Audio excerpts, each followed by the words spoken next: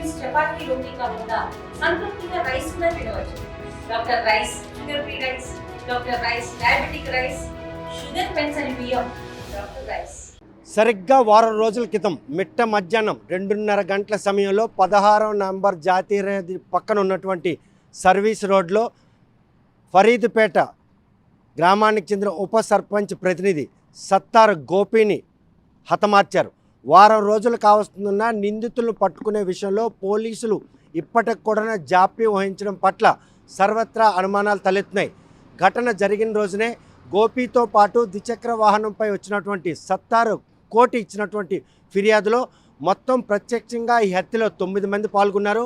పరోక్షంగా 3 మాత్రం ఈ హత్యకి ప్లాన్ వేశారన్నటువంటి ఒక నిర్ధారణకు వచ్చిన పోలీసులు మాత్రం ప్రస్తుతం ఆ రోజు హత్యలో పాల్గొన్న వారంతా కూడాను గ్రామానికి చెందిన వారని ప్రత్యక్ష సాక్షి ఇచ్చినటువంటి ఫిర్యాదులో పేర్కొన్న ఇప్పటికి కూడాను ఒక్క నిందితుని కూడాను ప్రవేశపెట్టకపోవడం, ఇంకా నిందితులు పట్టుకోవడంలో జాప్యం. ప్రస్తుతం మాత్రం ఫరీదుపేట మొత్తం ఈరోజు పోలీసులు గుప్పెట్లో ఉంది.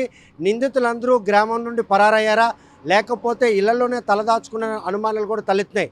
కాకపోతే ఈ హత్య ఉదంతం వెనక మాత్రం ఎవరైతే మొదలవలస చిరంజీవి దగ్గర సూపర్వైజర్గా పనిచేస్తున్నటువంటి ఉమామహేశ్వరం, అదేవిధంగా ఆమె భార్య అయినటువంటి భవానీ, వీరిద్దరి వివాదం మాత్రం ఈ హత్యకి ప్రధాన కారణం అని చెప్పి ప్రాథమిక దర్యాప్తులో నిర్ధారించిన పోలీసులు మాత్రం ఈ హత్యకు రాజకీయ రంగు పులివేందుకు వైసీపీ నాయకులు ప్రయత్నిస్తున్నారు. ఎచ్చెర్ల మండలంలో మాత్రం వైసీపీ నాయకుడిగా ఉన్న గోపితో పాటు వచ్చినటువంటి సత్తార్ కోటి ఈ విషయంలో మాత్రం పూర్తి స్థాయిలో నిందితుల పేర్లతో కూడుకున్నటువంటి ఫిర్యాదు కూడా ఇవ్వడం జరిగింది. వారం రోజులు కావస్తున్న నిందితులను ఇప్పటి వరకు పట్టుకోకపోవడం వెనక ఏవైనా రాజకీయ పరమైనటువంటి ఆటంకాలు ఉన్నాయా లేకపోతే పోలీసులు రాజకీయ రంగు పులివేందుకు చేస్తున్న ప్రయత్నాన్ని మాత్రం అతిక్రమించి ఒక కుటుంబ తగాదాలో భార్య వైపు మాత్రం తెలుగుదేశం పార్టీకి సంబంధించిన వారు అండగా ఉన్నారని, అదేవిధంగా భర్త ఉమామేశ్వర వైపు గోపి అండగా ఉన్నాడనే ఉద్దేశంతో దాన్ని నిర్ధారించేందుకు దర్యాప్తులో జాప్యం జరుగుతుందా? ఈ పరిణామాలన్నీ కూడాను గోపి హత్య విషయంలో మాత్రం దర్యాప్తులో తత్సారం జరుగుతుందన్నటువంటి ఒక సంకేతాలు మాత్రం స్పష్టంగా కనిపిస్తున్నాయి. వారం రోజులు కావస్తున్న నిందితులు మొత్తం 12 మంది, అందులో ప్రత్యక్షంగా హత్యలో భాగస్వామి ఉన్నటువంటి 9 మంది కూడాను ఎవరైతే గోపి పెద్ద మనిషిగా వ్యవహరిస్తున్నటువంటి ఉమామహేశ్వర భార్యకు సహకరించినటువంటి 9 మంది మాత్రం ఆ రోజు ఫరీదుపేట నుండి ద్విచక్ర వాహనంపై కోటిని ఎక్కించుకొని వస్తున్న క్రమంలో ఇక్కడ స్పీడ్ బ్రేకర్ దగ్గర స్లో కావడంతో 9 మంది కూడాను గోపిపై దాడి చేశారు. దాడి అనంతరం రద్దీగా ఉన్న ఈ ప్రదేశంలో ఆయన హతమార్చడం సాధ్యం కాదని ఆయన మాత్రం ఈ పక్కన ఇంటి వెనక్కి తీసుకెళ్ళి కర్కశంగా ఆయన మాత్రం హతమార్చారు. ఈ విషయంలో మాత్రం పోలీసులు ఆచితూచి అడుగులేస్తున్నారు. ఎందుకంటే ఈ హత్యని రాజకీయంగా మలిచేందుకు వైసీపీ నాయకులు చేస్తున్న ప్రయత్నాన్ని మాత్రం ఎట్టి పరిస్థితులను తప్పు పట్టే విధంగా మాత్రం పోలీసులు దర్యాప్తు చేస్తున్నారు అనడానికే ఈ తత్సారం దోహదపడుతుంది అనడంలో ఎటువంటి అతిశక్తి లేదు.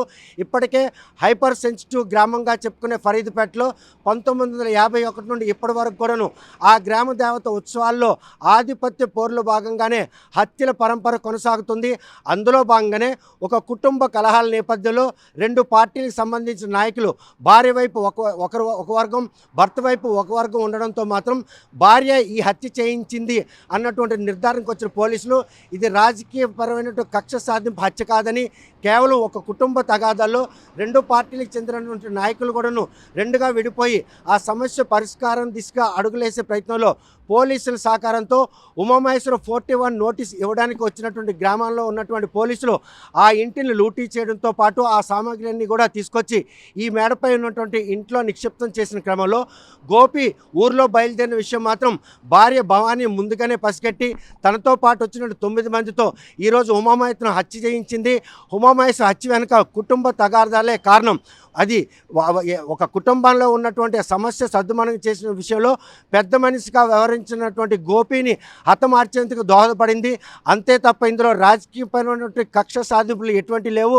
ఈ హత్యలో రాజకీయ కోణం కూడా ఎక్కడ కూడా జోక్యం చేసుకోలేదని నిర్ధారణకు వచ్చే పోలీసులు మాత్రం ఈరోజు ఈ హత్య నిందితుల విషయంలో మాత్రం ఒక క్యాలిక్యులేటర్గా మాత్రం ముందుకు దర్యాప్తు తీసుకెళ్తున్నారు.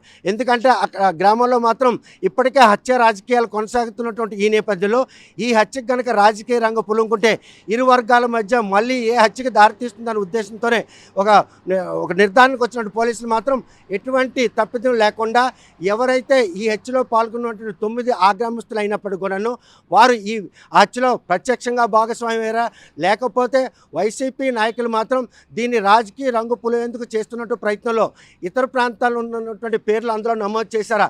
అంత లోతుగా దర్యాప్తు చేస్తున్న పోలీసులు మాత్రం గోపి హత్య విషయంలో మాత్రం అసలైన నిందితులను పట్టుకునేందుకే ఈ జాప్యానికి మాత్రం ప్రధాన కారణం చెప్పుకోవచ్చు. వారం రోజులు కావస్తున్న గ్రామానికి సంబంధించిన వారే ఈ హత్య చేశారని కోర్టు ఇచ్చినటువంటి వాంగ్మూలం ఆధారంగా నిందితులు ప్రవేశపెట్టడంలో మాత్రం హత్య రాజకీయం కాకుండా ఆ కుటుంబ తగాదాల నేపథ్యంలో జరిగిన హత్యగా పరిణామాలు తీసుకునేందుకే ఈ తత్సారం జరుగుతుంది. అందులో భాగంగానే ఈ 9 మందితో పాటు పరోక్షంగా ఈ హత్యకి రచించినటువంటి ముగ్గురు కూడా పేర్లలో నమోదు చేశారు. మొత్తం 12 మంది నిందితులతో కూడుకున్నటువంటి ఈ హత్య విషయంలో మాత్రం పోలీసులు ఆచితూచి దర్యాప్తు చేసి నిందితులను మాత్రం పట్టుకునేందుకు చర్యలు చేపడుతున్నారు అనడంలో ఎటువంటి అతిశక్తి లేదు. ఫరీద్పేట గ్రామం నుండి వీడియో జర్నలిస్ట్ రామకృష్ణతో సత్యం, RTV శ్రీకాకుళం. తెలుగులో ఫాస్టెస్ట్ న్యూస్ ఇప్పుడు కొత్త అవతారంలో 5 సెకండ్లోనే పూర్తి వార్తా సమాచారం మీ చేతిలో. సోషల్ మీడియా ట్రెండ్స్ మీ కళ్ళ ముందుకే live TV and voice search ఆప్షన్స్తో ఇప్పుడే డౌన్లోడ్ చేయండి. యాప్ లింక్ డిస్క్రిప్షన్లో ఉంది.